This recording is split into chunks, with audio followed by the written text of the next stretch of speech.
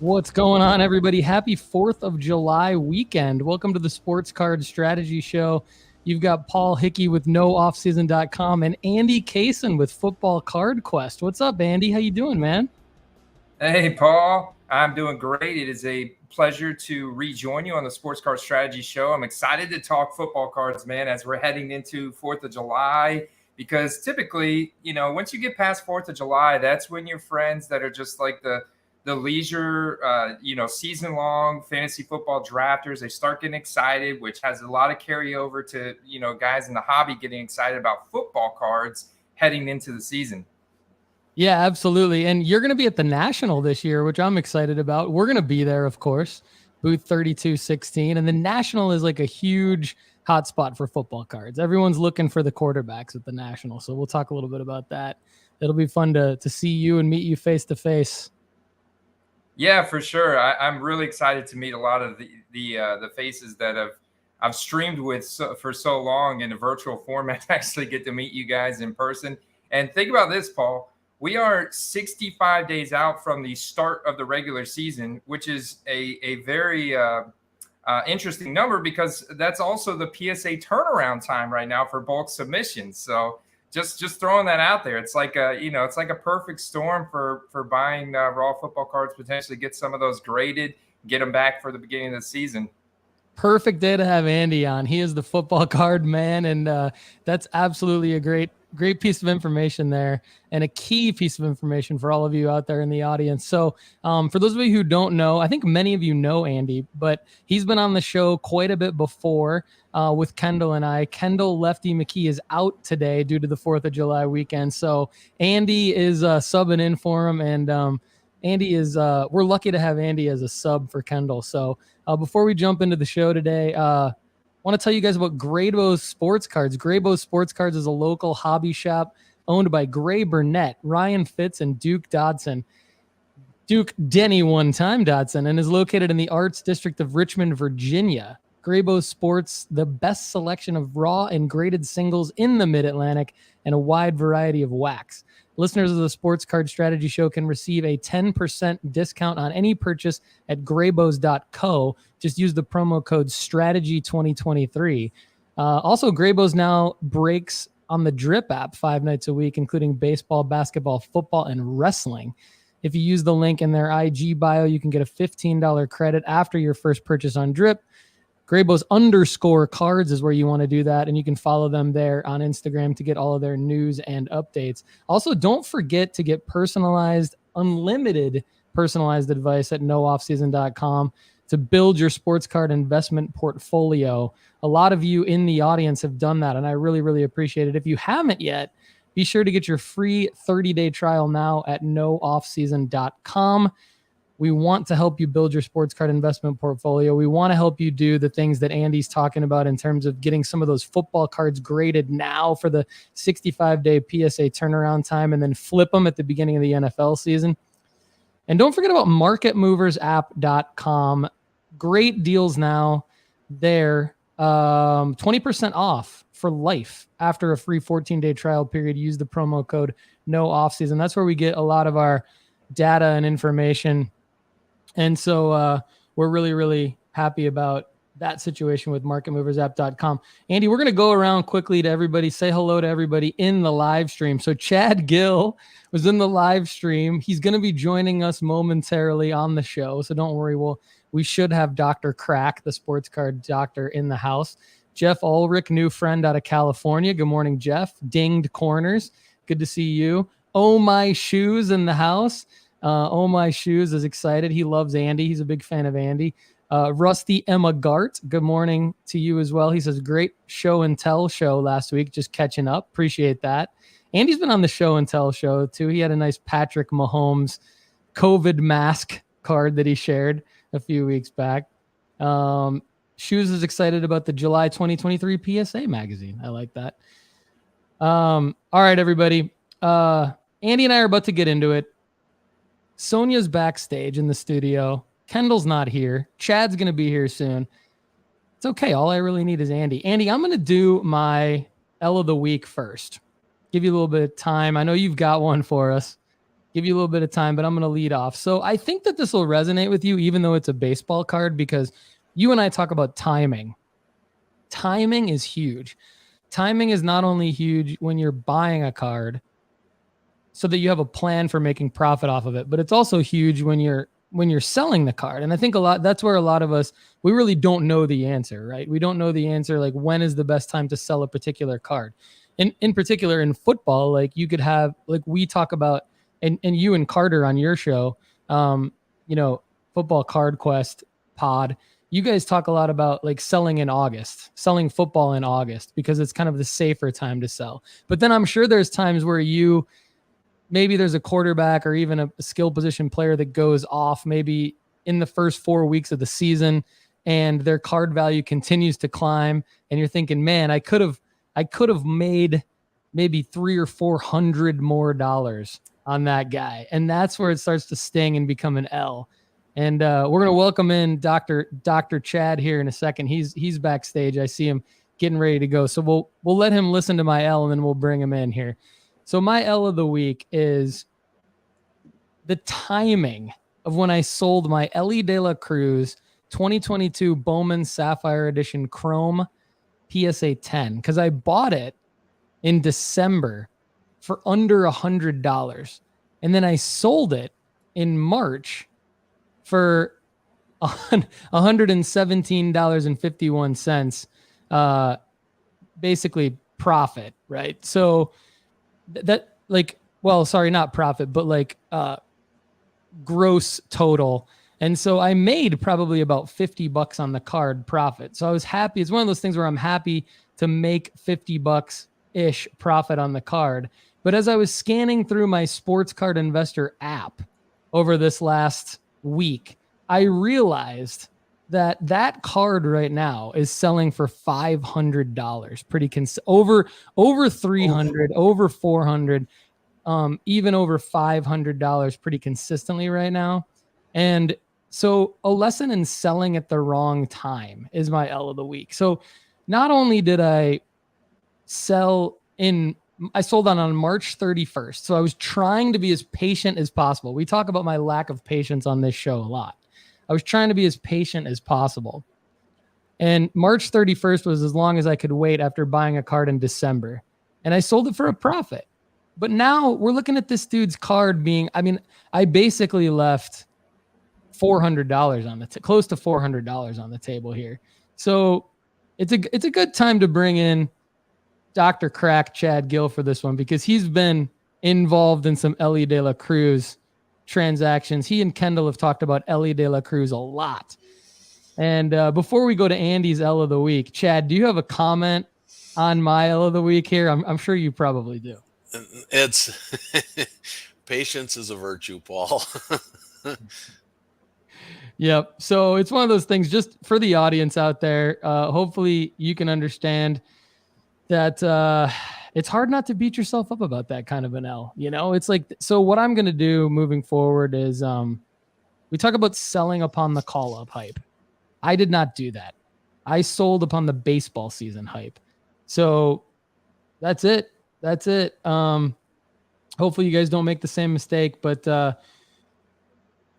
Andy, I know you said you had an L that you wanted to share, football card L. Let's go over to you, man. Yeah. So I want to ask you real quick. Did you sell that in an auction or buy it now? I sold it in an auction, I believe. Wait a minute. Oh, okay. I normally sell it in an auction. And I believe I sold it in an auction because that's what I normally do. But yes, I think I'm going to stick with that answer. There's a 99% chance I sold it in an auction. I got to get you over to my my buy it now streets, man. Yeah, that's a good call. So I think I see where you're going with that, right? Because it's kind of like there's the in-between strategy of if you're sort of impatient like me and you want to sell a card, or at least you want to list the card, right? But the real spike hasn't happened yet, or you're not really sure if the real spike has happened. You're probably saying like, nice middle ground is like a buy it now, because then you get to list it, but maybe you don't screw yourself over. Yeah. So Yeah, I agree, and especially if the player's really young, to where you can kind of look at the rest of the draft class or the prospects around them and say, okay, well, maybe I'll price my buy now 20% higher than what it's currently comped at to kind of project or forecast for what it could kind of spike. And maybe you would have sold it for 200. I don't, it probably wouldn't. You probably would have never forecasted that it got up to 500, like that kind of breakout. But Yeah, exactly. would have.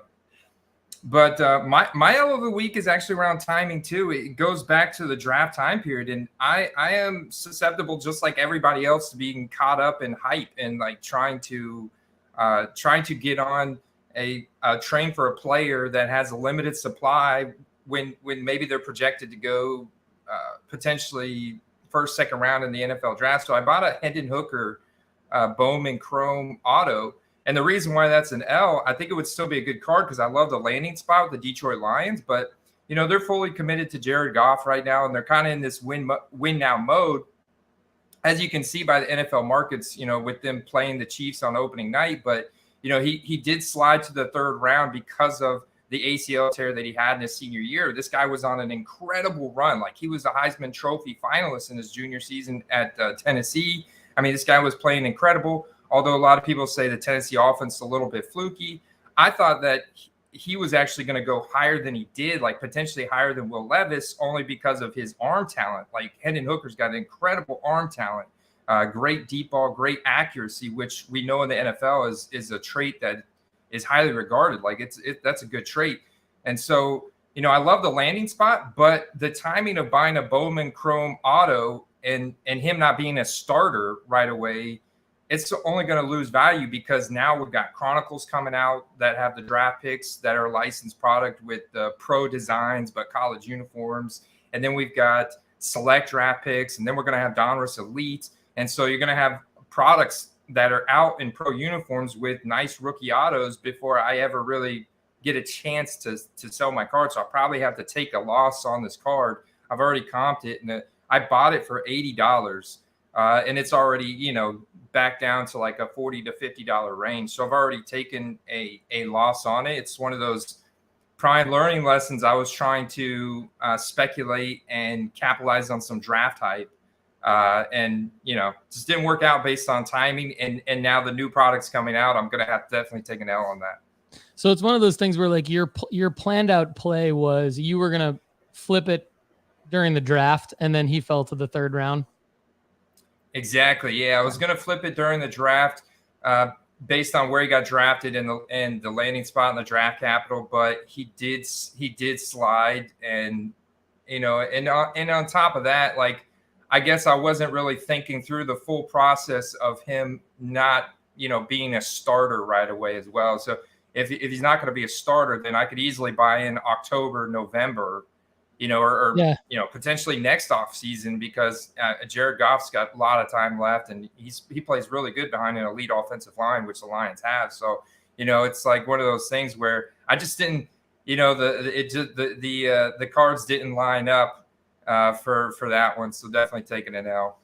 And I think Andy's point here is a good one in that with these Bowman Chrome firsts, like, they're great cards and they're investable cards, but they're really, I would say they're more flippable cards than they are investable because they're most likely going to lose their value when the other releases come out. So like, I hope to the football gods that like my Caleb Williams autos that I've been buying are still like, I hope that Caleb Williams is still healthy and the number one overall pick and everything next year's draft, because that's my plan, is to just flip him.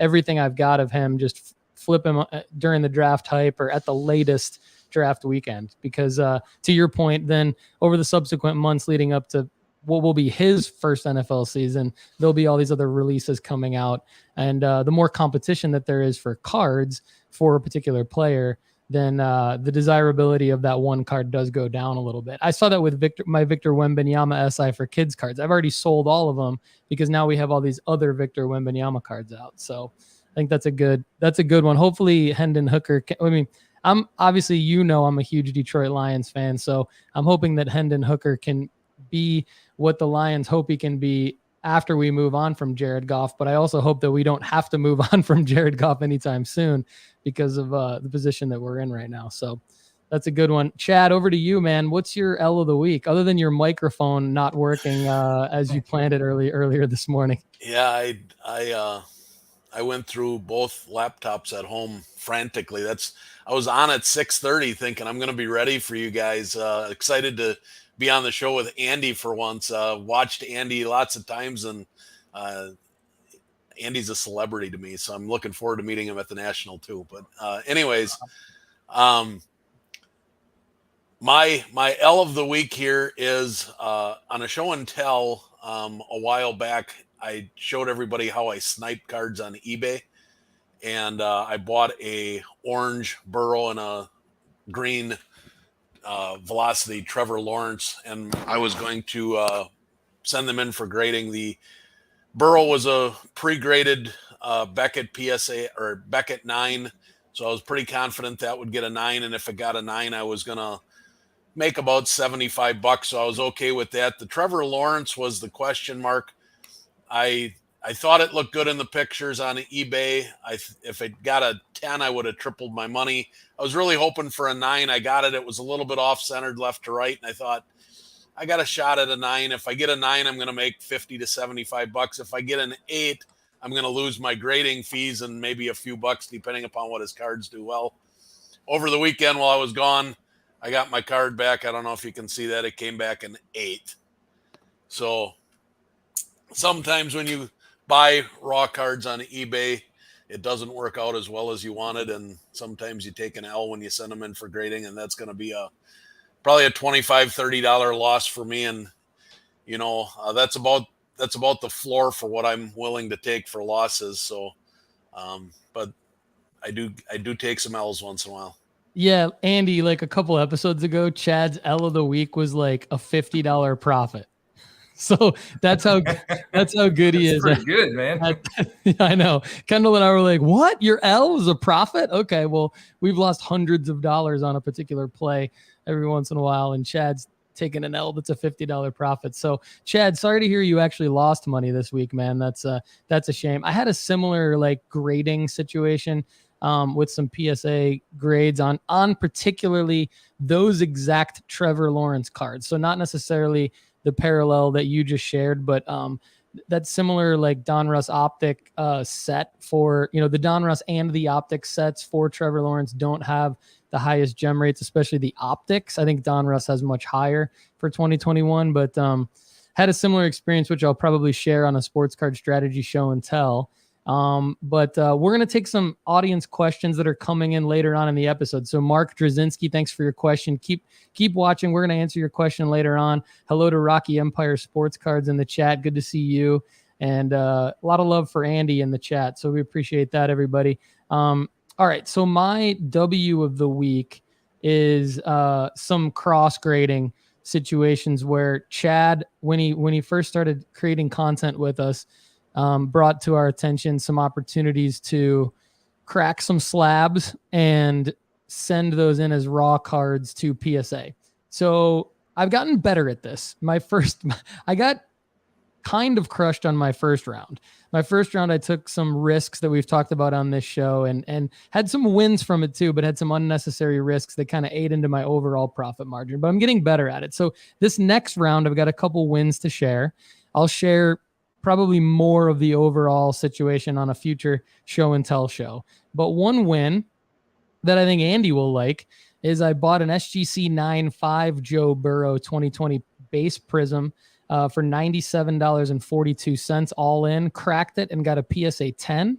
So just $19 more into that card. So just over $115 into that card. Those are currently going for $240, but as we know, it's July 3rd. And so we know that card should go up at least 10 to 20% between now and August. And then this card in particular, the last 2 years, its trend line has actually gone up even more significantly into January and February due to Joe Burrow's tendency to be a stud in the playoffs and, be somebody that everybody is talking about in the playoffs. So that was one that I wanted to share. Another quick W that I wanted to share. just to show that I am actually good at some things related to what we talk about on the show. And I'm not just seeing my profit margin be $400 less than what it could have been on an Elly De La Cruz card. Is I did buy a LeBron James SGC 9 2003 Topps rookie, which I'm actually a big fan of this card. I think it's a pretty classic card. Bought it for $389, cracked it and got a PSA 9. These are currently going for $585. So this is like Chad and I have talked a lot about the risk tolerance and the floor on these types of plays. So the floor on the Burrow play, the most I would have lost would have probably been like $20. And I don't think I would have lost that much on this one. I think, I did the math, and I think a PSA 8, goes for like a decent amount, like not too much less than the 388.85 that I paid for it. But certainly I'm happy to get, I have not sold this, but I'm looking at a win here in that it does go for $585 based on current comps. So those are a couple wins. Chad, let's go over to you first for your W of the week. Give Andy some time to think about his W since he's filling in for Kendall today. And also let me know what you think about my wins there. Well, congratulations on your wins. You are getting better at that. I'm very proud of you. Thank you. That LeBron, we'll have to talk off air. I have a proposal for you on your LeBron. So you might have a seller for that or buyer for that. Anyways, the W of the week, my son and I, at Christmas time decided that I always get him cards. He knows what he's getting for his birthday and for Christmas and Easter and all that stuff. It's cards, of course, right? This is my older son now, my 16-year-old. Come here, Xavier, real quick. So this morning, Paul, as I'm running out of the house, he's like, "Where are you going?" I said, "I got to run into work." He's still in his jammies. He's like, "Can I come with?" I'm like, "Yeah, come on, let's go." He's a star of the Sports Card Strategy Show and Sell. Yeah, he's running around my workplace here because we're closed today while I'm doing this show now. But anyways, my older son, my 16-year-old, we bought 4 boxes of select 2020 football, ripping, hoping for some Burrows. We hit a silver field level Burrow and got that back this week. It came back at 10. Nice. So this is my son's card. It's my son's W, but that's like a $900+ card in a 10. So he was super stoked when we opened that up last night when we got back from his basketball tournament and ripped it open, and he was flying high. So guys, I don't make the same mistake as I made on the Elly De La Cruz. I mean, should I be selling the Burrow in August? Well, Andy, I'll tell you what I did, Paul. My W of the week is actually a Lamar Jackson. And you could say the same thing. Should I be selling my Lamar Jackson? I had a pink optic hollow that I bought September 22nd. So not too long after the season started last year, but obviously his market dipped quite a bit after a tumultuous 2021 and 2020, you could say. So I bought that for $100. It was a BGS 8.5. I cracked it out of the BGS slab and actually sold it raw for $150. So a really solid profit margin there. And you could argue that I could probably get more for it as we get closer to the season. But the thing is, I've got a few Lamar Jackson cards, and I always like to take inventory on the cards that I have. And if I've got multiples and I've got 50% profit in a card, that's a really good margin, I'll go ahead and take it. So that gives me more money to put back in my bankroll. You got the National coming up. There's also a lot of other sleepers that I'm targeting right now that I would love to have that capital for. So yeah, that's why I went ahead and took the transaction. But yeah, that's my win of the week. That's awesome. It's good to know that you're cracking slabs just like we are. So at the National, at booth 3216, we're going to be cracking slabs for free.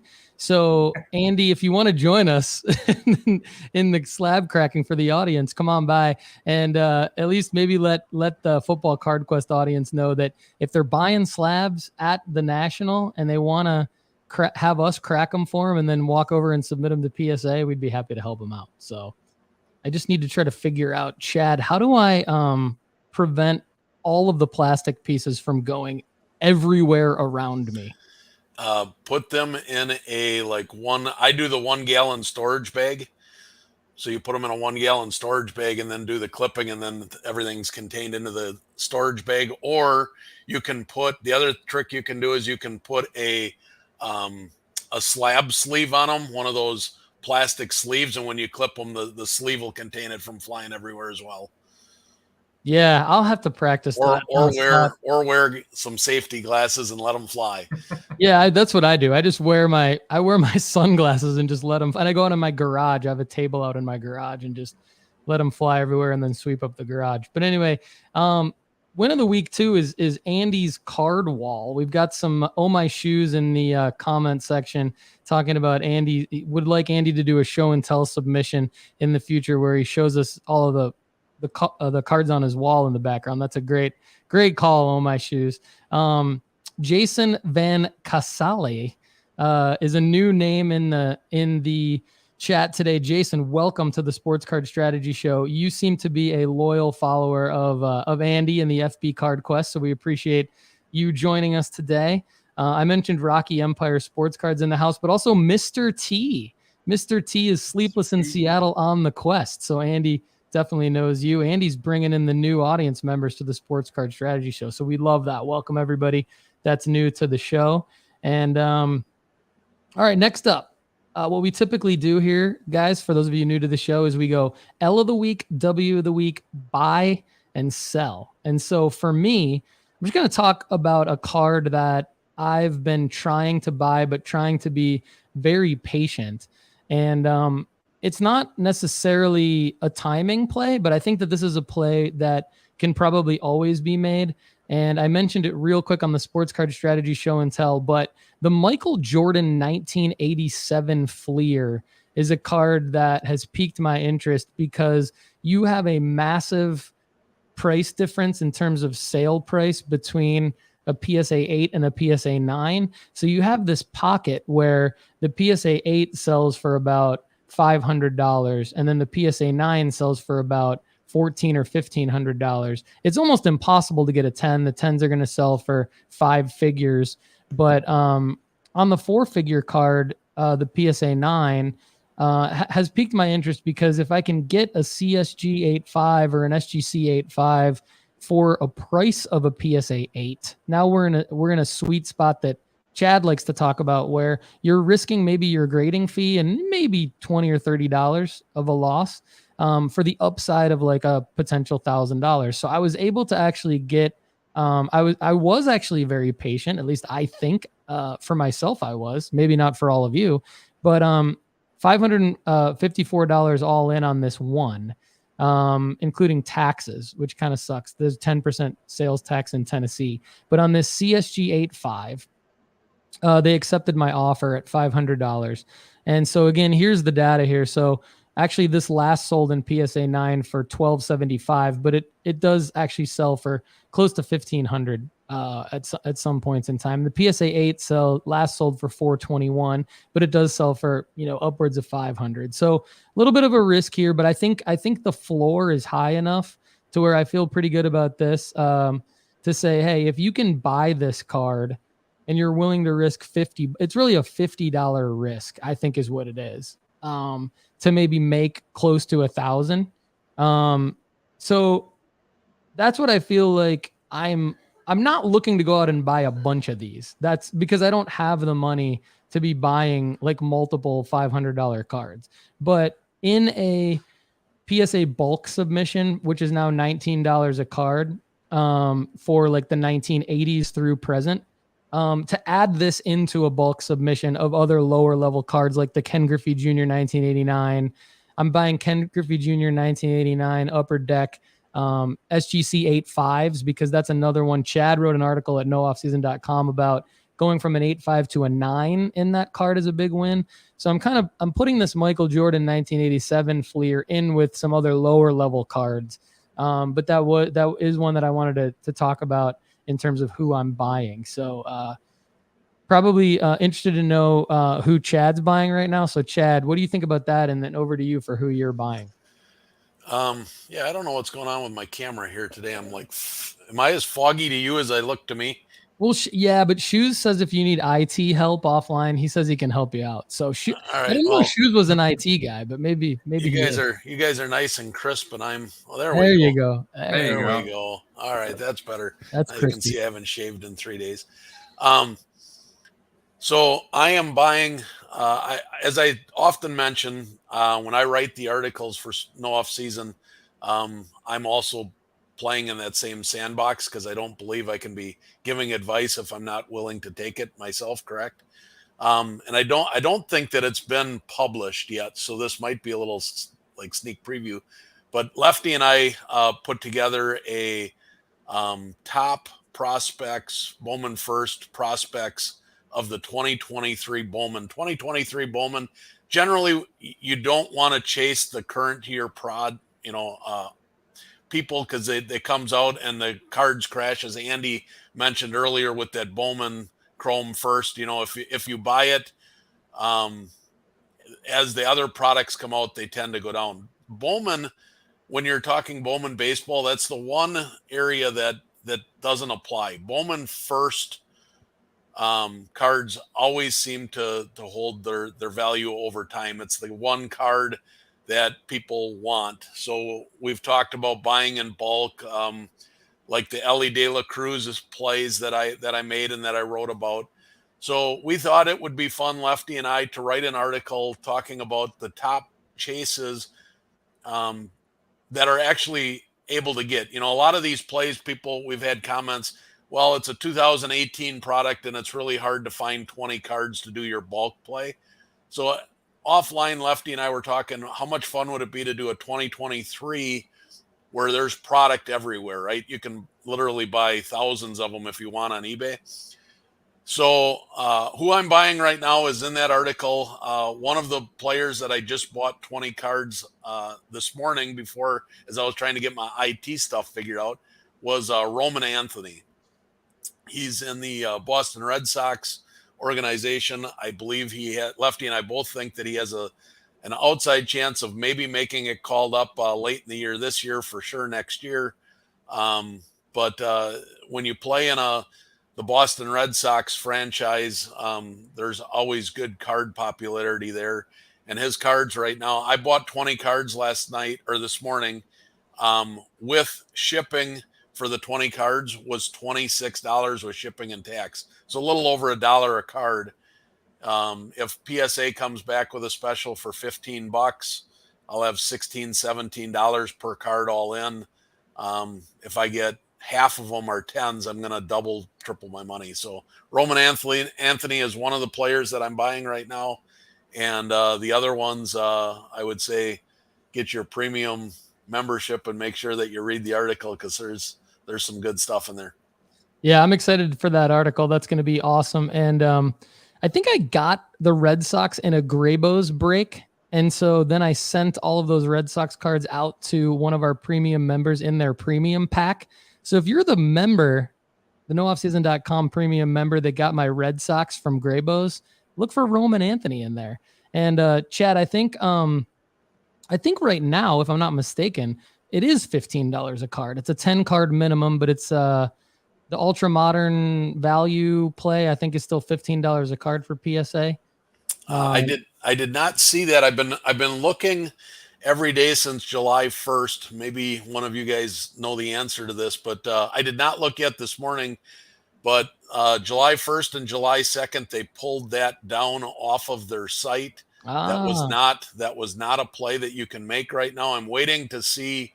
I would guess PSA is gonna either today or tomorrow announce their July national special. I'm assuming they're gonna do a special. They always do for the national, but I have not yet seen it. Have either of you seen? I didn't pull up their website yet. Andy, do you know? I've got it pulled up here, Andy. But go ahead. Yeah. Go ahead if you know. Oh, well, I heard you guys mention a special. Actually, Jason Van Castle, J-Kid, he did post that PSA's got a $15 on 1990 to to present day, like modern.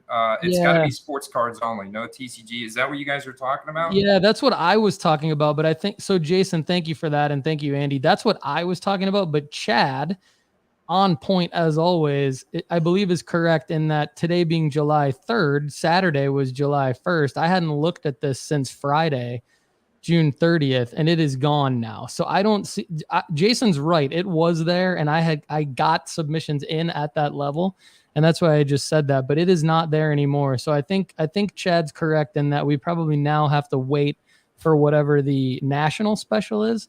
And I mean, if my guess is that and actually Lonnie Conley, one of our audience members, asked this in an earlier question in an earlier episode, if we thought it was going to go down to $9. My guess now, I mean, I have no idea, but my guess is that if it was 15 and then they're going to do a national special, it should be less than 15, right? Otherwise, why would they scoop that up and then do a national special at more than 15? So we'll see. What do you think, Chad? I typically, I've been lately sending in a submission every Wednesday because I've got a lot of local people that are sending me their cards now, and got a little side hustle going there, I guess. Nice. So I've been doing weekly submissions, so I watch this a lot, but I wouldn't be surprised if they came back with a $15 play of some sort, maybe a $12 play, but I'm guessing it'll be 15. But, if you've noticed, their $15 plays have been a little bit different.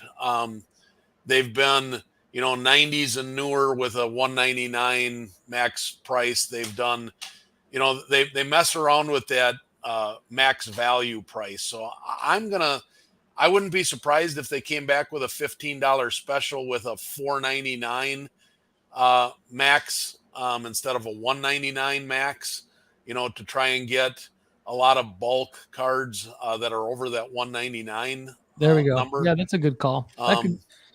Or we got a max value question coming up later in the show as well. Okay. So stay tuned for that. But sorry to cut you off, Chad. No, that's okay. Or they're going to come out. You're going to see. You could see them come back with like a $10 Pokemon or Yu-Gi-Oh or something like that, because that seems to be driving the ship right now. It's that they're grading more of those than they are any football or basketball cards right now. So they might go after target something like that as well. Awesome. We already said hi to Jason and Mr. T from the Football Card Quest joining us, and we're all excited to hear who Andy's buying right now. And by the way, before we get over to Andy, good morning to Chad Dyer as well. Chad, good to see you in the comments. Love everybody participating in the live stream today, bringing it strong. So teeing it up for Andy Cason of the Football Card Quest. Who are you buying right now, my friend? I would say my biggest buy right now, biggest target right now is a quarterback that I want to flip within the next 3 weeks. Full on training camp, 2-a-day starts in just 3 weeks. And there's a couple big free agents that are left out there. The biggest one is arguably DeAndre Hopkins, wide receiver. Right now, he's mulling over a contract with the New England Patriots. So my buy right now is Mac Jones. He is by far the most undervalued starting quarterback from the 2021 draft class. I just bought a rookie. I just bought a rookie turn of the century auto numbered out of 75 for $100. This is a card that going back to his rookie year would have been easily $1,000 plus. I mean, there was a time period when he was a rookie because he had accuracy and efficiency stats from his rookie season in top 5. We're talking red zone completion. He was taking a lot of deep attempts. Last year was totally dysfunctional. He fell off of the face of the earth because they had no offensive play caller. They had Matt Patricia. They didn't even know who their offensive play caller was going to be heading into the season. It looks like it ended up being Matt Patricia. It got so bad that, Mac Jones was hurt his ankle. He was then benched for a time period for Bailey Zappi, and he went and sought outside help. But this year they bring in Bill O'Brien, who has, 6 years of coaching experience with the Patriots, including the iconic 2011 season when Tom Brady threw. He was their offensive coordinator. Tom Brady threw for just about 5,300 yards, a career high. So I'm not saying he's going to get that out of Mac Jones, but we are going to see a lot more passing volume. They also just restructured Devontae Parker's contract, and the captain of their defense, I can't remember his name, but they restructured, extended both of their contracts to free up more salary cap space this year to bring in, undoubtedly, it's going to be DeAndre Hopkins. And it makes sense because Bill O'Brien was the head coach for the Texans when DeAndre Hopkins has had the best seasons of his career. So it only makes sense for that, that reunion to happen. And then DeAndre Hopkins is still a very good player. He's still got the highest average cushion rate of any wide receiver in the league last year. We're going to see this offense throwing a lot more. The defense may be solid, but look who they play twice a year, and they just added Aaron Rodgers to the division. The AFC East is absolutely loaded with the Dolphins, the Bills, and the Jets. So it's like their schedule is incredibly tough. They're going to be in a lot of situations where they're forced to get into shootouts and air it out. And even last year with that dysfunctional offense, Mac Jones still had a top 5 efficiency score whenever you look at some of his passing metrics. And we can't forget that he was, not top 5, but play action completion percentage, he was number 9, and red zone completion, he was number 8, 60%. And we can't forget that he does have first round draft capital. He did go to Alabama, where the one season that he started in his senior year, he threw for 4,500 yards. So it's only a matter of time before Mac Jones' prices spike in the next 3 weeks when they sign DeAndre Hopkins. So I'm buying now to flip. And let me just clarify that this is not a long-term play for me. I'm not sold on Mac Jones long-term, but I look at him compared to the prices of some of these other super speculative guys, like people paying this kind of money for guys like Sam Howell, or paying it for Desmond Ridder, or paying it for guys like Kenny Pickett, Jordan Love. And you got Mac Jones sitting there, arguably going, like, if you look at some of the similar cards, he's going for under theirs. So it's just a crazy low, like, quarterback play you can make right now and flip within the next 3 weeks. This is exactly what I'm talking about in terms of being like genius level sports card flipper, because what Andy's talking about is he's ahead of the people who are going to speculate on Mac Jones. So he's leaving meat on the bone for those people to take the risk, where he's just saying, this is going to happen. I'm going to take the sure bet, which is, well, he doesn't know 100% that DeAndre Hopkins is going to sign with the New England Patriots, but it's pretty darn clear based on everything that Andy laid out that this is going to happen. And this is where Andy is genius level at this by saying, I am going to sell at the moment of the hype when this happens. So I'm going to acquire these cards now, sell at the moment of the hype, and don't even worry about how Mac Jones does during the season. And so Andy's also very good at fantasy football, even though I crushed him in our league last year, in the league that he set up.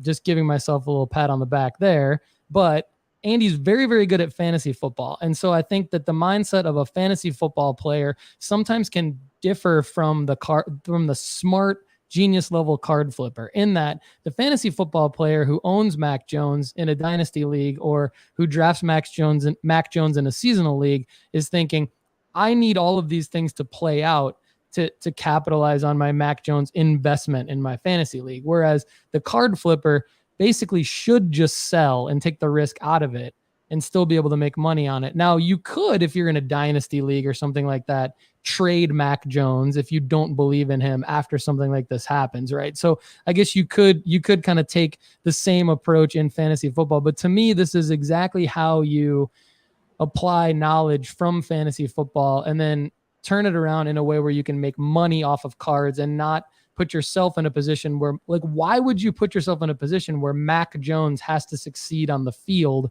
in order to make money off of him? You should just flip him now, like Andy's doing, which I love. Yeah. And quarterback, like, if you look at quarterback rookie card values, it's so closely tied to the win-loss record of their team.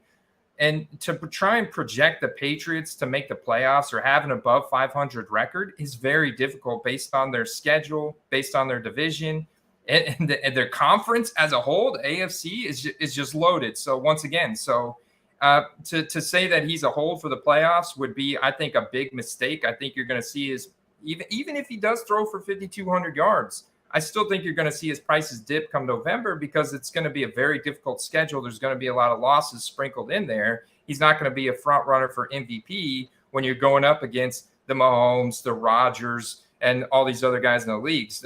So, it's one of those things where you've got this, just like you're saying, this news opportunity. A lot of times we see the prices spike higher on the news than from the actual performance. Yep. And so the evidence laid out right there as well for why he probably won't necessarily spike in the regular season or the playoffs. Chad Dyer says pro jersey auto Mac Jones cards have a floor of 140. So that's his opinion. He loves your play. I think we're all aligned with that. And then Mark Drzezinski had an interesting question. So I'm going to throw this one in now because it is about Mac Jones. So Mark bought a Mac Jones signed rookie prism. It is Beckett certified. So I take this to mean, while we don't have a photo of the card, I think I know exactly what Mark's talking about. This is a in-person, like event signed Mac Jones Beckett certified auto, not a pack pulled official Panini auto. He says, would you send it to PSA and get it graded as well? So I can answer the second part of Mark's question, which is, does PSA crack an existing slab? Yes. It's basically $50 per card. You can send in a Beckett certified auto or a whatever certified auto to PSA to crack and put in a PSA slab with an auto grade and a card grade. That's how I would recommend you do it.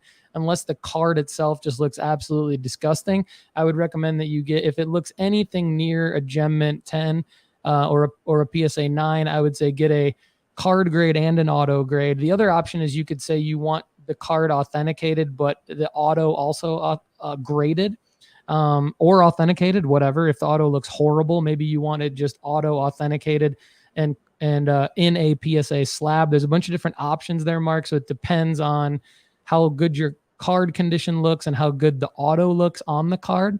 Because if you do grade an auto that doesn't look great, you could get a low grade on the auto, even though, it's still in a PSA slab. So there's all those different factors.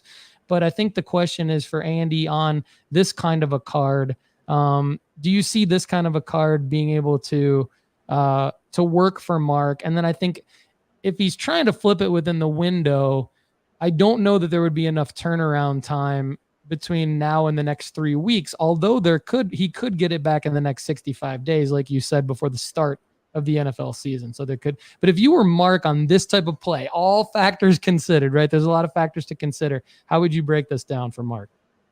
Yeah, I'd be taking my photos of the card and getting my listing set up right now as I'm watching this live stream. I would go and look at what a Justin Fields sells for in that same, try and find an identical Justin Fields card and list it at that, buy it now, and have that thing ready to go, because they definitely want to have a deal done by the time training camp starts. They want to get DeAndre Hopkins integrated. They just sweeten the deal big time for him. So I think it's pretty likely within the next 3 weeks. I don't know when it's going to happen. It could happen, like right as we're heading into the National. You have this big hype spike for Mac Jones to be like a perfect storm. So it's a pretty high likelihood that this deal happens in the next 3 to 4 weeks. I want to have my listing ready to go. So one of those impulse buyers that's like a gotta have it type person can go on there and buy my card. I like that. Like, take the risk out of it for yourself. Don't have to wait for the card grade and the auto grade to come back. Flip it now, because it's basically the same. So Mark, this is basically the same thing Andy's doing with the card he held up a minute ago. Like, he's already buying autos, or he's already bought autos that he's going to list. He's not getting them graded. He's just selling them as he had bought them, right? So turn of the century out of 75 Mac Jones auto. So Andy's saying, don't even get it graded. Just take nice pictures of it, list it as is. And I think our very own Dr. Crack is going to agree. But Chad, what do you think? What would you do if you were Mark on this one? Yeah, I think Andy's spot on. If I'm reading that correctly, the card is not graded, just the auto is authenticated by Beckett. I believe that's the case, yes. So yeah. I don't see any advantage to cracking that and getting it PSA authenticated. There's probably a reason why the auto was authenticated and the card was not graded. It's probably going to grade a 6, 7, 8 or something like that and actually devalue the card. So I would not do that. To Andy's point, what I do with stuff like that is I get it loaded in my eBay. I put it in the drafts. I don't list them until, in this case, it's a little bit of a risk, but if DeAndre Hopkins does sign with New England, DeAndre Hopkins cards are going to go up because of the storied New England franchise, and Mac Jones cards should see a huge spike for a week to 10 days after the announcement of the signing. So I would be, as soon as I hear that happens, I'd take that draft, I'd turn it into a listing, and it would be on eBay instantly. Yeah, so you answered Mr. T's question as well. He says, does D-Hop spike too, just being a Pat? I saw Andy kind of nodding his head, and Chad Dyer does agree that it'll spike a little bit, but that they're already at superstar high levels. Andy, do you want to add to that answer there? Yeah, I think they spike a little bit. There is obviously he's going to step right in as their alpha wide receiver. I am bullish on like their tight ends, because if you look at the guys that had the best seasons in 2011 under Bill O'Brien, it was Aaron Hernandez and Rob Gronkowski. And then they had an injured Deion Branch that came in like halfway through the season. So I do like also Mike Gesicki. I know that's a famous guy for me here, a big L that I took a couple years ago in Miami, but. Yeah, so he automatically steps in as their alpha, and he's a possession style receiver. He's not going to stretch the field, but he's going to get a ton of targets. I think his cards spike a little bit immediately, just like what Dr. Chad said. The storied franchise. The only thing that kind of will hold a lot of people back, it's like, man, is New England where wide receivers go to die? Because there's been so many draft busts and stuff like that go to New England, but a lot of that are wide receivers that New England has drafted, the N'Keal Harrys and such. So I look at DeAndre Hopkins as, obviously he's not a Hall of Famer yet, but if he were to get a ring, and I don't think this is a situation where he goes to get a ring, but neither is the Tennessee Titans. So I think this one just makes a lot more sense to him. A little bit better contract probably too.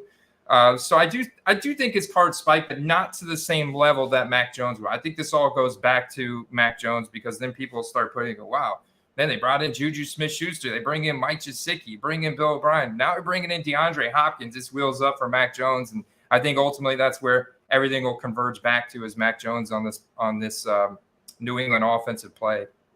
Love it. All right, before we go over to who we're selling, good morning to Evan Bell, Facebook user in the house. Typically that might be Keith Riordan, who's a good friend of the website, friend of the show, premium member. We appreciate you. Ryan Boruski in the house. Good to see Boruski. Shoes was getting worried that something bad had happened to Boruski, but he's in. He's on the West Coast, and it's really early. But glad that you're here to get your sports card strategy show fixed, Boruski. And Ryan Painter in the house. Painter is a contributor to nooffseason.com. He does the $20 play of the day for nooffseason.com, which is great. It's actually, he channels his inner Andy Cason for that $20 play of the day. A lot of football sleepers there. So Andy should check that out and let us know what Andy thinks. But yes, I agree with Boruski. Andy is a football knowledge savant. Dude has a sick command of the game. Yes, could not agree more. It all goes back to my fantasy football. It all started with fantasy football, but that's why I do so much research, and now I parlay that with what I know about the card market. So it's a lot of fun. But I'm 100% dedicated to football cards. Like, you can go back and listen to my podcast with Carter. I didn't know that. I thought the NBA finals were like over when it was actually like the quarterfinals, and I've got like blinders on when it comes to, because I just want to be an expert when it comes to everything NFL. Yeah, and for those of you who aren't subscribed to the Football Card Quest podcast, like, it's literally one of the only other shows that I listen to. Andy and Carter are awesome, so you got to go check that out. So Andy, while we have you on the camera right now, who are you selling, my man? Well, I would say there is definitely quite a few players I'm selling. Mac Jones, I think, is a great play. Some guys that I'm also selling heading into the season. I think that you could look at Justin Herbert. I see his volume starting to go back up. There's obviously a lot of hype there. He could be a hold too as well. But I'm just looking at the 2023 season. It kind of goes back to what happened to him last year. It's just such a difficult division. And for them to get past the Chiefs, it's just, man, in the AFC, and obviously they've got the potential. I just don't know that. I think Brandon Staley's starting to get on the hot seat, and obviously they bring in Kellen Moore, so the offense is going to play a lot faster. They're going to throw the ball more. They spent a first-round pick on Quentin Johnson, so they want to be more aggressive. They want to play faster. Justin Herbert's ADOT, or average distance of target, last year was the worst of his career. It was pathetically small. So they're looking to fix that. So I think this team's going to be a lot more aggressive. I'm just not sure, how well they're going to do in the playoffs. Obviously, we saw him flame out against the Jags last year. So, and his rookie ticket autos are still selling for the same as Joe Burrow, even though Joe Burrow is a Super Bowl contender, right? And Justin Herbert hasn't quite got there. And so I'm just starting to see like this trend of Justin Herbert, Josh Allen being these bridesmaids but never a bride kind of thing. And this is a trend that could continue for them for many years. So it's one of those situations where once a quarterback has gone to the Super Bowl, the likelihood of them getting back is pretty high. Like, it's pretty good. Like, I was looking at a tweet from the 33rd team. I think it was from former coach Mike Martz, about like 115 teams that have been to the Super Bowl. 68 of them were led by quarterbacks that eventually became Hall of Famers. So it's basically like a 60% chance of a quarterback that actually gets to the Super Bowl going on to become a Hall of Famer. So I do get concerned about these guys that are going for a lot of money, but that have never made that championship or Super Bowl run, and people really clinging on to that. So I look at guys like Herbert and Josh Allen as big-time sells for me heading into the season. Love that. And I think those guys should sell really well at the National too. Those are typically names that people are seeking out at big card shows in July, like the National. So good call there. We got a lot more love for Andy in the comments that we'll get to, and some questions that we'll get to later on in the show. But Chad, who are you selling right now? Before I get to my sell, I'm going to expound a little bit on what Andy said. With, one of the things that you got to look at when you're, especially with football season coming, is, and I think Andy will agree with me here, you got to look at the early schedules of these players, and that can make or break. Like, you look at Mac Jones, and he's starting with the Dolphins, the Jets, and the Cowboys. That is brutal. I mean, so if you truly believe in Mac Jones, sell him before the season, and when they start out 0-3, you could probably buy them back for half the price. And then they get on a run. They go to a soft. Their middle of their schedule is it's not soft, but it's the softest part. By October, you could see them get on a little bit of a run there, and then you could see another spike in their cards. So that's one of the things I like to do, is look at the early schedules, look to who I want to sell that I'm going to target to buy back maybe in month 2 of the season. But that's a great point, Chad. Who I'm selling is Kristoff Porzingis. I bought into him big. He was kind of like the unicorn before any other unicorns came into the NBA. I had bought a silver Prism PSA 10 and a base Prism PSA 10. The silver I planned on putting in my collection, my PC, and just keeping it. So I really didn't care what the values did to that. The base Prism PSA 10 I wanted to flip, and I got stubborn and refused to flip it. I bought it about 2.5 years ago. I paid $100 for it, and it was all the way down to an $8 card. That card right now in the last 14 days is up 367% in 14 days since he signed with the Celtics. Now, granted, that base Prism at 367% is still only a $64 card. So however, I do have that one listed. I am going to I'm going to cut bait and run on that one and hope to lose 50% after holding that card for 3 years. But Porzingis cards are up a tremendous amount with the signing of the Celtics. I would sell him now. I love that. I love that Porzingis sell now, because you're talking about a guy, he was the original unicorn, Kristaps Porzingis, and he's been, bounced around the league, but now with this trade to the Celtics has a bit of a resurgence. And I like Chad's overall thought in that I think, who I would be selling right now would be similar guys to Kristaps Porzingis, guys like Bradley Beal, guys like Chris Paul, guys like Jordan Poole. You don't necessarily have a hype spike as high as a trade as you would. It's hard to predict the likelihood of them making an NBA Finals run. And so with the basketball card strategy, I've noticed that there aren't as many hype spikes during the season based on performance. You have to have a Cam Thomas 3 40-point games in a row type of situation for a huge hype spike. And so guys like Anthony Edwards, guys like Tyrese Maxey that I was trying to sell for a profit last year, they were hard to sell for a profit because you had to buy in at a high price point to get them. And so even guys like Jordan Poole, Bradley Beal, James Harden might move, Damian Lillard's going to move. I would be looking to sell all my Damian Lillards, all my James Hardens, all my, Kristaps Porzingis just kind of got the thought process rolling for me into it's NBA. It is NBA free agent trade week right now.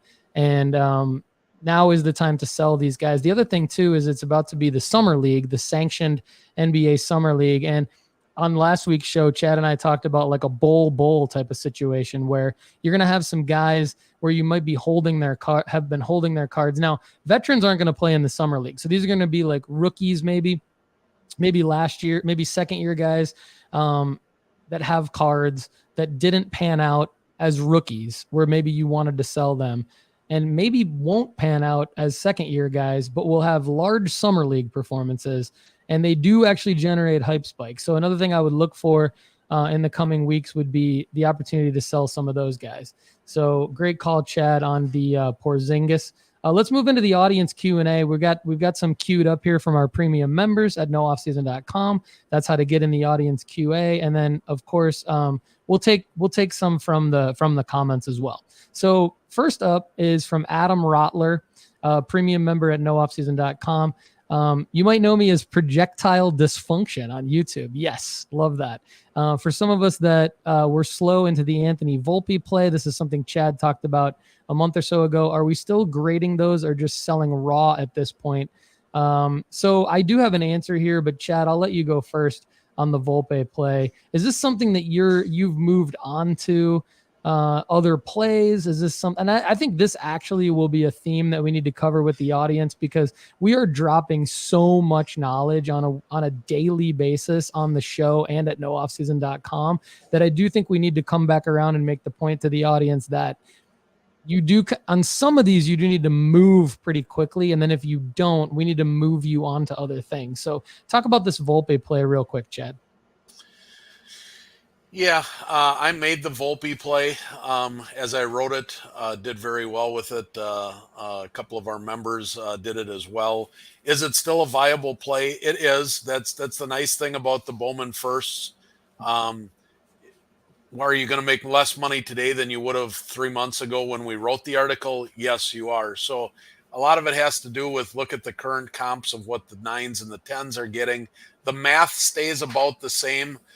In terms of what percentages are going to gem rate. Once you get a good enough base of a gem rate, those don't change much. So the play is still viable, but the amount of money you're going to make is going to change.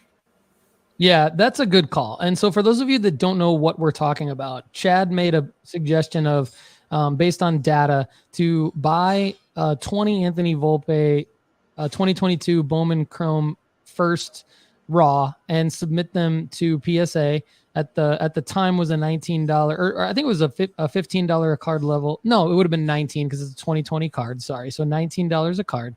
He did the math. He laid it out there at nooffseason.com, talked about it on the Sports Card Strategy Show. Based on the gem rate, you should profit X amount. And so he was right on that. Adam Rotler's question is that still viable? I basically said, yeah, the same thing Chad said.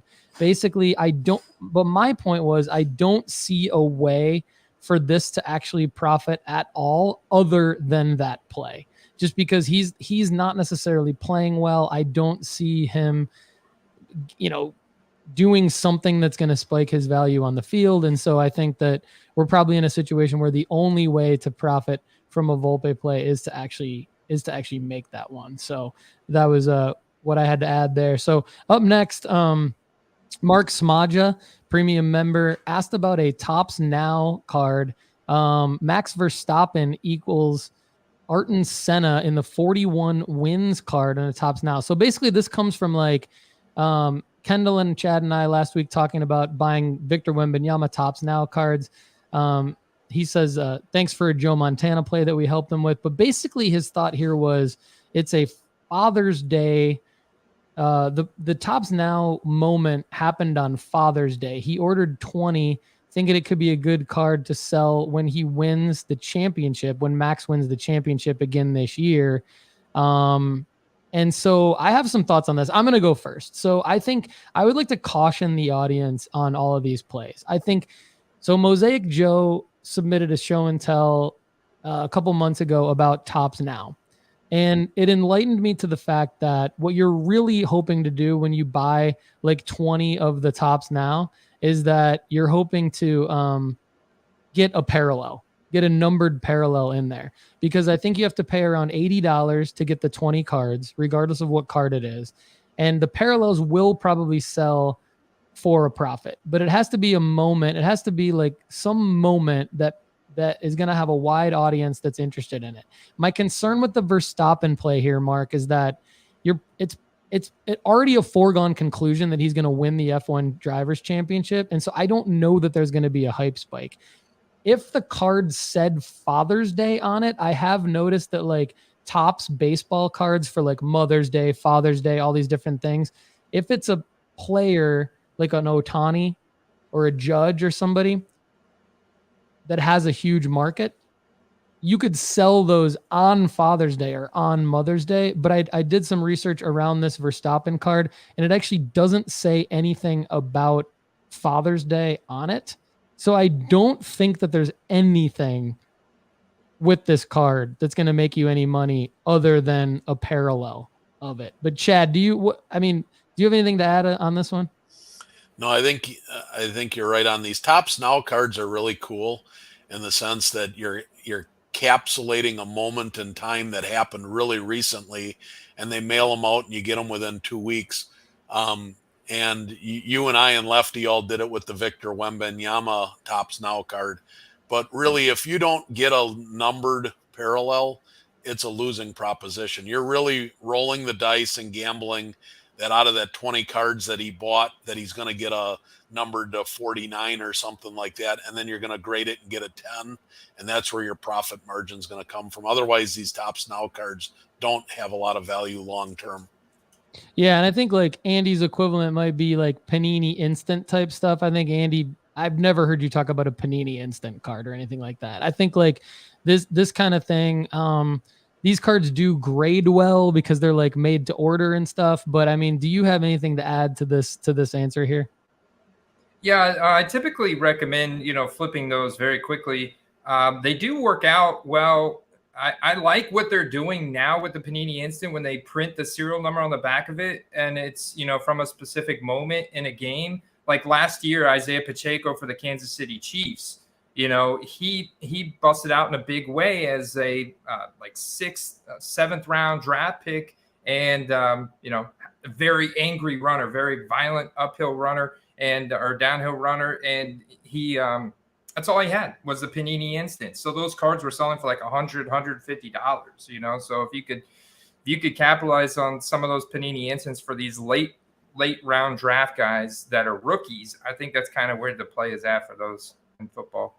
Absolutely. That's a great example. So I think there are opportunities, Mark, to make plays. It's just, you got to be careful on, and the good news is that Verstappen is like the driver to buy. So I don't think this is an L for you. I just don't know that it's a W with the upside that maybe you thought. So I think you could easily get your money back from this purchase, especially if you get a parallel, then you're going to make some money. So moving along to Buckeye Dill. So one of our favorites. Do things really slow down this much on eBay in mid-June to mid-July? This is my first full year back in the hobby, and all my items for sale seem to have gone cold. I think I have over 120 items listed, and there's basically zero activity over the last few weeks. Maybe some of the stuff is not that desirable. Boom. That's kind of what I was thinking. No offense. I didn't look at your store, Buckeye Dill. That typically is the case. But even the nicer items aren't getting much attention. Anyway, just wondering if it's normal. Hopefully it gets better soon, or I'll need to start giving things away to keep them moving. So let's go to Chad for this one first. Chad, Buckeye Dill asks, slow point in June for him on his eBay store. What do you think? Yeah, we talked about it in the previous episodes. It happens. It's every single year. It's just a lull in the market. There's not a lot going on. It's right before the draft. Hockey just finished up. It's a weird time of the year. It happens every single year. My cards are, no matter how desirable they are, I'm not immune to it. My stuff goes flat as well. And stuff has picked back up. It's the last week has been a tremendous week for sales on my eBay store. It's a short 2 to 3 week every single year at the beginning of June. I don't know if Andy experiences that in his store or not, but it's just one of those cycles. You get used to it. You don't panic, and it all comes back. Last week was a phenomenal week of sales, so you just ride through it. Yeah, I think it depends on what cards you have. I mean, I was trying to watch some sports last week, and one night, literally the only thing on was the NHL draft. So it kind of hit me as like, okay, this is, no offense to the NHL draft, but this is a little bit of a lull when that's the only thing on. Andy, what's your experience with June? Yeah, June was somewhat of a slow month. It was a really good buying month for a lot of NFL players. But yeah, within the last week, we've definitely seen things heating up big time. And I think after we get through this holiday, so I look at big consignments as a good indicator to kind of see where things are at. Like one of the biggest consignments on eBay is DC Sports 87. Typically during the NFL season, they'll have like 8,000 football card auctions ending on a Monday night. And that's just based on people consigning their cards with them, right? Wanting to sell their cards, they take care of all the legwork. Well, right now, I actually counted up before the show because I was interested. They've got only 2,500 football cards. It's still a lot. There's still a lot of football card auctions ending today. And they're one of like a nice spot where I like to dig in on Mondays on DC Sports 87 because of so many auctions. A lot of stuff that just goes way undervalued. You can find some really good cards. And last night I sniped a couple too. But we're definitely starting to see things heat up. And you could just look at that as a good indicator.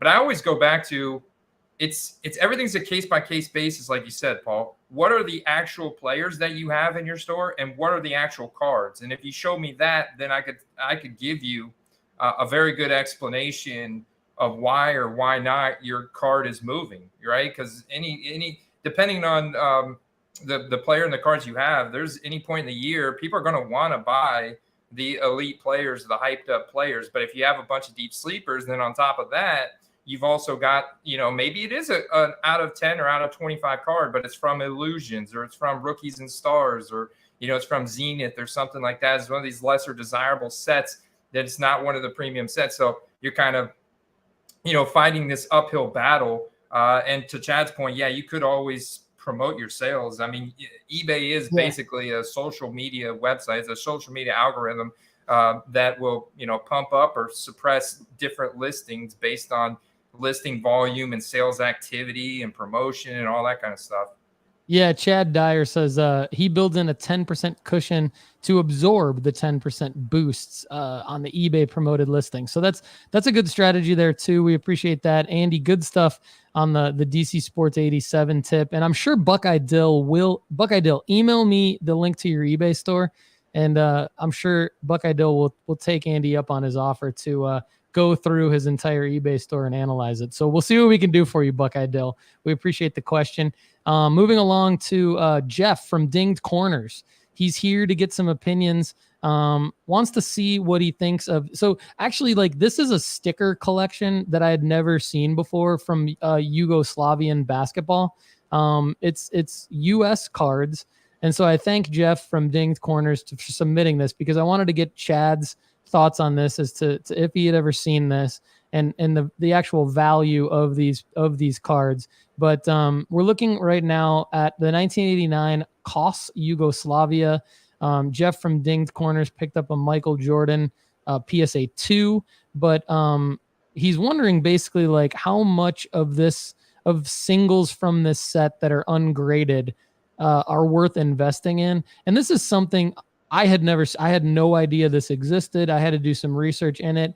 Basically, what I came back with is that, I don't know. It struck me as something Lefty and I talk about this a lot.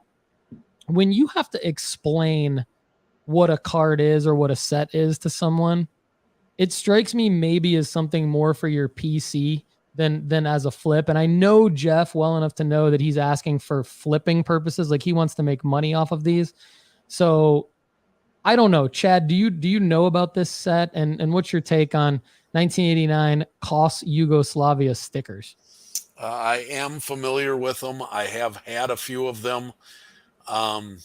If you really wanted to dig into it, there's a lot of unique sets. There's Venezuelan sets, there's French sets, there's all kinds of, foreign card sets of different soccer, football, basketball. It's such a small, unique market. It's not an area that I like to play in, just simply because if I'm going to try and flip, I want 10,000 people wanting the card, not 2 people wanting the card. Yes, exactly.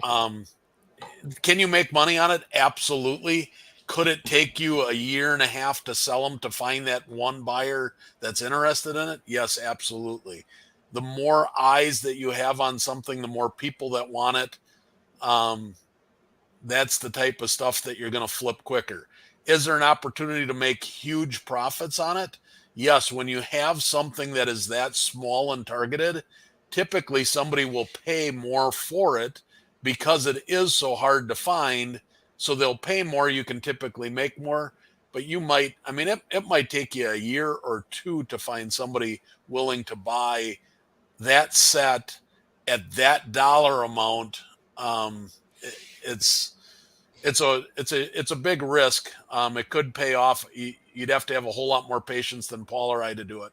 Yeah, and so the dollar amount, like the seller wants like 15 grand for these for the set, and like I couldn't find any comps at all really on these. And to not repeat everything Chad said and just to add a little bit more value to this, like to me, this just ties up more money that you could be using to do other things with. And so it actually is like the opportunity cost of that is what deters me from it as much as everything Chad said. So to me, this would be a no, but it depends what kind of investor you are. If you're out there, I know a lot of people who listen to this show and who frequent nooffseason.com that are more set it and forget it type of guys. They don't want necessarily to be making the Mac Jones 3-week quick flip to make money. And that's fine. I do want to be Andy Cason. I do want to be my money back, and I want profit in 3 weeks, but I think a lot of people out there maybe are interested in sports card investing, but they don't have the time to be doing what we're talking about doing. And then maybe if you're one of those people and you're okay waiting a couple of years and just finding that one buyer, more power to you. So we're going to move along to the next question, give Andy and Chad a quick break. I'm going to bring in a video of our friend Lefty McKee, who answered this question from Adam Rotler. What are we doing with Wander? So as I cue this up, bringing in Lefty for a video that he submitted. And Lefty, take it away. That's what I'm here to explain. Technical difficulties. Lefty, take it away. What are we doing with now? Wander? That's what I'm here to explain. And what I think we should be doing with Wander is holding. I believe that right now, Wander is on his upcycle in terms of where he's come from. We saw a massive boom in Wander over the last, 5-6 years. We saw 1.5 million parallels of him in the early Bowman sets before he ever stood on a raised field. Then we see him stand on the raised field. His prices skyrocket like crazy. Honestly, what we're seeing with Elly de la Cruz, so maybe we can learn a little lesson here with Elly. But then we see a slight regression from Wander because, of course, he's not a Hall of Famer in day one. He is building his Hall of Fame resume. But I think right now is a great time to hold/acquire Wander Franco because I believe later in the year, the Rays will be all over TV and all over media. And I think Wander has a chance to take this Rays team to a World Series. And if he does, he has a chance to be a World Series MVP. I think with his cards specifically, because there's so much baked price index already, some people like to talk about a sunk cost fallacy and stuff like that. I think we could see some of those aspects in Wander Franco's cards right now. I think if you were to sell right now or at the All-Star break, you would be getting a small share of what you could get later in the year because people are waiting to see if he has that X factor to push the Rays all the way into the playoffs and into the World Series. So hold on, cash out in October or November, and or maybe even just hold Wander because this is the kind of guy you're going to want to have in your long-term hold portfolio. So it depends on what you're looking for the next 6 to 12 months or what you're looking for. Then I would say that you should hold on to him for the time being and then just roll forward from there. All right, guys. See you later. Have a great 4th of July weekend. Thanks. I hope you guys were able to have a good show without me. Say hello to Andy Cason for me wherever you see him this Monday. And then next Monday I'll be back with Dr. Crack and Paul. We look forward to seeing you guys at the Nationals soon. And, dude, keep hunting. All right. Bye. All right, Lefty. Thanks, man. That was awesome. Wanted to get Lefty's answer on the what to do with Wander. And just have Lefty on the show for a minute, even though he's actually not here with us. Chad, anything to add to Lefty's point on Wander? No, I think Lefty's spot on there. Wander cards right now are down considerably. If you look at the 1 year from last year to this year, they're 30, 40, 50% down from when they spiked last year. He's having a phenomenal year. I mean, if you look at his statistics, he is having a great year and his cards are falling. So I think Lefty's advice of either acquiring or holding is right on. Yeah, I'd love to be holding Wander at the beginning of next baseball season when there's that interest spike at the beginning of April. So, all right, up next, Joey at Braun Balls on Board, new premium member at nooffseason.com. We love it, Joey. Thank you so much for your support. He's asking about, this is the question about the declared value. So at a 199 declared value, he's asking if he can submit the Herbert downtown and what would be the repercussions if he does, because obviously that's something that is going to be valued at over $199. And, I think I know my response to this, but I'm going to hand this one over to the one and only Dr. Crack Chad Guell, the PSA expert. What would you do here, Chad? Well, if it's me, I wouldn't put it into that submission. You can. I know people that do because they will upcharge you. If the card comes back and it's a $400 card and it's in the $199 submission, they will upcharge you for that one card. I know a lot of people that submit and do it that way because PSA they are fairly lenient if it's a card that they grade and it comes back at 275. Will they upcharge you? Sometimes they don't if it's just 1 out of 20 cards. So you're playing the game. I personally would not submit that card at the $19 or at the $15 $199 level. Andy, do you have experience with something like this on a high dollar card? No, not really. Other than the fact that, it's like you're kind of trying to. You're not trying to cheat the system, right? Because they'll just upcharge you. But why? It may delay your order. I don't know. It may delay your order. So why not just go ahead and do it the way they want it when that's the way they want it done? So. Yeah, that's a good point. Chad, is that why? Because I wanted to ask you, why wouldn't you do it? Is that why? Because it's going to delay your order? Absolutely. That order. So right now, as I mentioned, I'm sending in submissions weekly. I am getting, Andy had mentioned at the top of the show, 65-day declared turnaround time. They are absolutely flying through orders right now. From the time I send my last 7 bulk submissions, which were 20 to 30 cards each, from the day I sent it to the day I got it back is less than 4 weeks. I mean, PSA is absolutely flying right now. And if you have a card like that, they're going to call another grader over. They're going to get it's going to get the Q&A. It's just going to slow down the process. If you want that card back, just send it in correctly. All right, Joey. So that's your answer right there. I think I had emailed Joey back, and my response was like, you could do it at that level, and it's probably not going to hurt you too much because again, they would just upcharge you.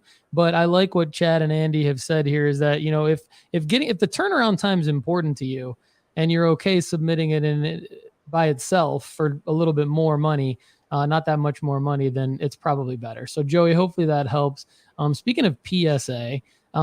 This is a great question from our friend Jeff at Dinged Corners. What's the success rate on a CSG cracked slabs to PSA graded cards? So this is something I want to put together a report for, because one of the reasons why I'm doing this a lot is because I want real life experiential data on this.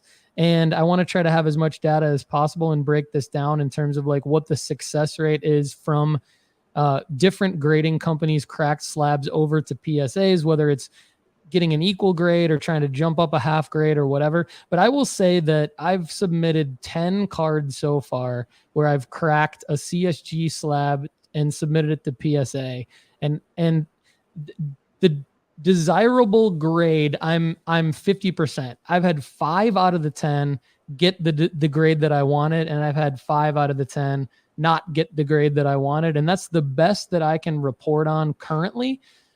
For Jeff, but I figured Chad for sure would have something to add to this. So Chad, over to you first for this one. Yeah, I was just pulling up my spreadsheet here when I saw the question. So I have my records show that I've had 101 CSG to PSA crossovers. The CSG 9.5s to 10s are at 51%. The CSG 10 to PSA 10 are at 62%. So slightly better at getting a CSG 10 to get a PSA 10, but they're roughly 50% as well. Andy, is this something you do?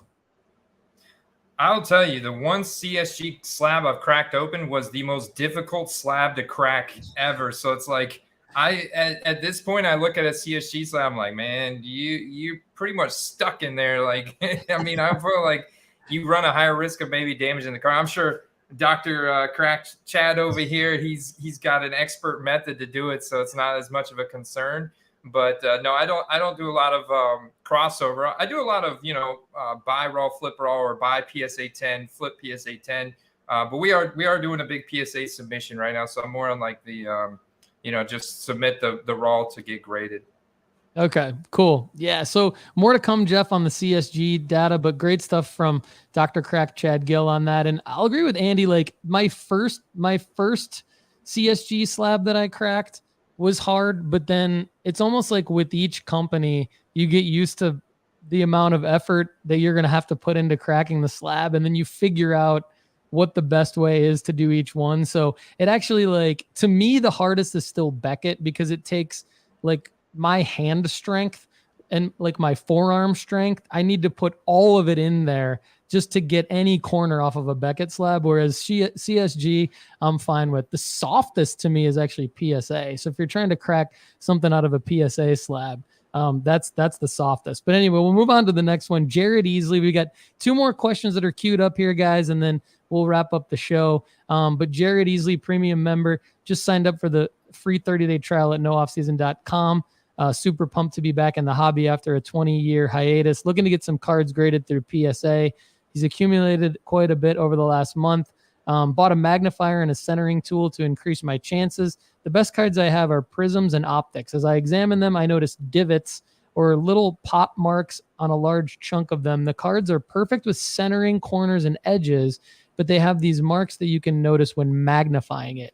Is this going to hurt my chances at a 10, or is this how prisms or optics are? Any help would be appreciated. Thanks so much for the question, Jared. We really appreciate this. And there's definitely people that are at different stages of grading their cards and learning this and everything. And so I think this actually is a great question for the entire audience. Chad, what do you think here?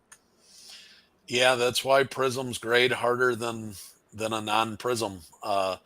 Those little dimples and pockmarks that you see are part of the surface from the way that they get rollered in the manufacturing process, and that does affect their grade, unfortunately. And to find one that doesn't have those is why, for example, Trevor Lawrence silver PSA 10s are at about a 12 or 14% gem rate. The quality the last couple of years has been getting worse and worse with the production of these cards, and it's making especially the silvers harder and harder to get the gem 10 grades. Can you get 9s with those? Yes. If there's a lot of them, can it get a lower than a 9 grade? Yes. I've seen 10s where there's maybe one real minor one, but if you have multiple, you're not going to get a 10 with those little dimples. All right, we're going to fly through a few more and then wrap up the show. So Travis Martin got one in right before the show. He's a premium member. What are your thoughts on the companies that pre-grade cards? Are any legit? Thanks. I believe so. I mean, I think it's relatively low price too. And I think the best way to do this is at a card show where you can walk right over to a pre-grading company at a card show. I know the Dallas card show does this. Lefty did it at the National with another company that escapes my mind, but I think it's usually $10 or less to have a pre-grade. And then you basically know, I mean, so to me, I would say on a high dollar card, with like a situation where if it's going to gem or if it's going to get a 9, it's going to give you significantly more value than say an 8, a 7, or a 6 or whatever. Like, I think you need to look at the tiers first and say, is a $10 pre-grade investment going to matter at all in my overall 10? And is it going to potentially eat into my entire profit margin on a 9 type of a situation? But to me, overall, I think it makes sense. But I do think it depends on like how much is that $10 going to eat into your overall profit margin? But Chad, am I overthinking this? Do you do any of these pre-grading companies? Well, if you're back to my loss of the week was my Trevor Lawrence. If you remember in that same video, I bought a pre-graded Beckett 9 Joey B disco and hoping that it would get a PSA 9. I wasn't expecting a 10, but I said if the pre-grade was correct and I got a 9, I would profit about $75. Well, it came back a 9. So those pre-grades are, if it's from the two that I've seen do the most pre-grades are Beckett and SGC. They'll probably both be doing it at the National again this year. I know they both did it last year. To your point, Paul, at a National or a large show, I think that they could be very beneficial because it could save you a lot of money from buying a raw card. I like to target them on eBay because for whatever reason, a Beckett pre-graded 9 sells for less than a raw card on eBay. I don't know why. I like them because I know Beckett already pre-graded at a 9. It saves me from buying a raw card like I did with the Trevor Lawrence and getting an 8. I have yet to have a pre-graded card come in, off by 2 grades. Is it off by a grade? Once in a while it can be, but the majority of those tend to be legit. So I like the pre-graded. Cool. Rusty Amagart says, what is the play that it's going to take to get Dr. Crack to start up a show with a cannonball into the pool? I don't know. If you guys come up with one, let me know. That I think he's referring to my show and tell because I had my pool. I was out on my deck and had my pool in the background. So maybe I'll have my kid have the cell phone out there for a future show and tell, and I'll do a Oh My Shoes cannonball into the pool to get started. We'll see. Maybe we do take suggestions. We'll have to keep that one in mind for a future show. That's exactly what I was thinking when he put that in there too. You out by your pool in the show and tell submission. All right. Speaking of shoes, he says, what do you guys think about this new AI grading service Tag? This is something that I talked about briefly when I went to Mint Collective. I met the people at Tag, walked by their booth. I was very impressed with the booth, the overall concept of the full AI grading, the report that they give. I was very impressed with that. I have not had a card graded by Tag, but I was very impressed with what I saw from Tag in terms of the overall experience and the report that you get, being super detail oriented around why your card got the grade that it got. I know that there were limited drops early on with Tag. I do know a friend of the show, Jeremy Lee, who has Sports Cards Live. You may be familiar with his show. He's been on our show before. We've talked about tag. I highly encourage you to go check that out, Shoes. Check out that episode back in the archives. Just for the sake of time here, we're just going to wrap up. So Rocky Empire Sports Cards, this is a question for another day. So he says, I'd love to know some of your processes when assessing things like volume of sales and market cap. What numbers or percentage change push you into action? So that's something we're going to take that into account, Rocky Empire, and follow back up with you and the audience on a future episode. That's something I can get with Andy, Lefty, and Chad, and we can come up with a way to give you some value there. It's obviously too loaded for today. Oh my shoes, Andy, I want to thank you and Paul. You were literally the first dudes that I took advice from getting back into the hobby. And then Andy Cason, thanks for being our guest co-host on the show today. You're a stud. You brought some of your football card questers in here, Mr. T, Chad Dyer, Sleepless in Seattle is Mr. T, but then who was the other one? J Kid, you said? J Kid's been in the house. Yeah. So appreciate you guys coming in. Who's TT? You guys, you're getting love for TT, a play that you some rookie ticket autos you talked about. I think they're talking about Tyquan Thornton, Okay. the New England Patriots. He's a second-round wide receiver from last year heading to second year, whereas second-year wide receivers tend to exceed expectations, and this guy is actually faster in straight-line speed than Tyreek Hill. He's got a 100 percentile speed score. He ran a 4.28 40-yard dash at the combine. He is incredibly fast, so he checks those boxes. He's a nice sleeper play. You get rookie ticket autos for him like $10. It's like he's dirt cheap. There you go. Thanks, Football Card Questers, for being in the house today. Andy, great work.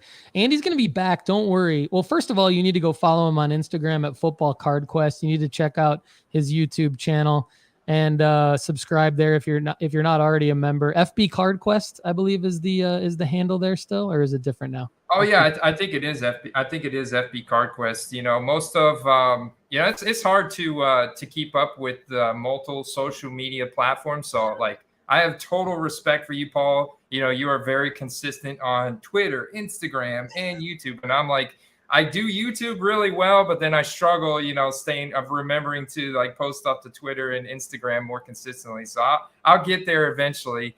But yeah, first and foremost, it's YouTube. And then we have our premium subscription where, we've got a Discord server. We've got an app that just tracks graded football card sales through eBay with some really cool like collection tools and player data and stuff in there. And then I also do a weekly written article, and I do monthly giveaways. So and I also host like Patreon only dynasty football leagues and stuff like that we do over there. Andy is killing the game. You got to check him out, and he's going to be back in a couple of weeks when we stream live on July 17th. I'm going to be on family vacation, so it's going to be Kendall, Andy, and Chad hosting that episode of the Sports Card Strategy Show. Appreciate the love from the card questers in here. Mr. T subscribing, Jason Van Castle, love you guys. Chad Dyer, I've seen you before, but good to have you back. And thanks again, everybody, for watching and listening to the Sports Card Strategy Show. I'm Paul Hickey with NoOffSeason.com. For Chad, Guell, Dr. Crack, for Kendall, Lefty, McKee, and for Andy Cason of Football Card Quest. Have a great day, everybody, and happy 4th of July. And let's cue that rock music, as Lefty would say if he was here. Can't believe you gave that guy a day off. I know. Ridiculous.